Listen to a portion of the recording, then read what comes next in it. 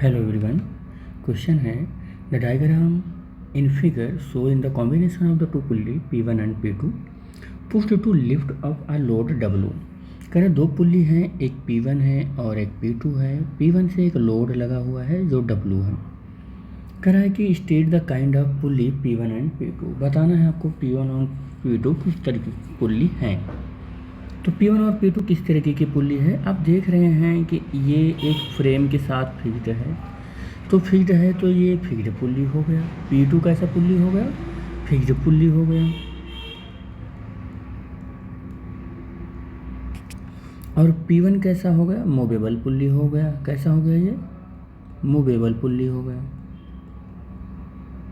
बस आंसर मिल गया। P1 हमारा कैसा है, मूवेबल है, और P2 कैसा है हमारा, वो फिक्स्ड है। State the function of the pulley P2। Pulley P2 का फंक्शन लिखना है। देखो P2 फंक्शन क्या कर रहा है। अगर केवल ये मूवेबल पुल्ली होता तो इफर्ट अपवर्ड डायरेक्शन में लगता, लेकिन इस पुल्ली के लगाने की वजह से, फिक्स्ड पुल्ली के लगाने की वजह से इफर्ट ऊपर ना लगकर नीचे की डायरेक्शन में लग रहा है। इसका मतलब जो P2 है वो P2 कुछ कर नहीं रहा है, बस क्या कर रहा है, change the direction of effort कर रहा है। क्या कर रहा है वो, change the direction of effort कर रहा है। डायरेक्शन ऑफ इफर्ट कर रहा है। Direction of effort to be applied from upward to downward direction कर रहा है। अपवर्ड टू डाउनवर्ड डायरेक्शन यही कर रहा है। ये आपको मिल गया कि state the function of P2। Second question का आंसर मिल गया। थर्ड क्वेश्चन में देखो, यानी कि सी नंबर में, ये B था, ये C था, ठीक है।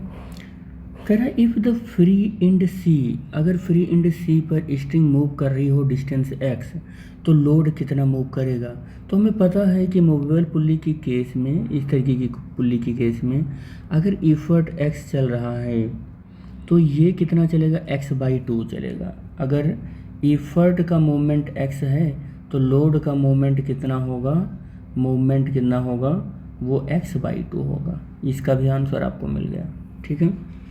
What effort E has to be applied at C। कह रहा है कि C पर कितना इफर्ट हम लगा दें तो हमारा लोड जो है वो 20 किलोग्राम फोर्स वो जस्ट राइज हो जाए। ये 20 किलोग्राम फोर्स है।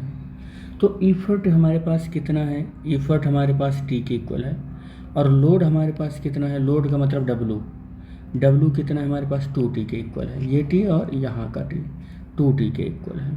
तो मैकेनिकल एडवांटेज कैलकुलेट करें तो कितना आ जाएगा, लोड अपॉन इफर्ट। लोड हमारे पास कितना है, 2T है, इफर्ट हमारे पास T है, T से T कैंसिल होगा। अब मैकेनिकल एडवांटेज इक्वल टू कितना आ जाएगा, 2 आ जाएगा।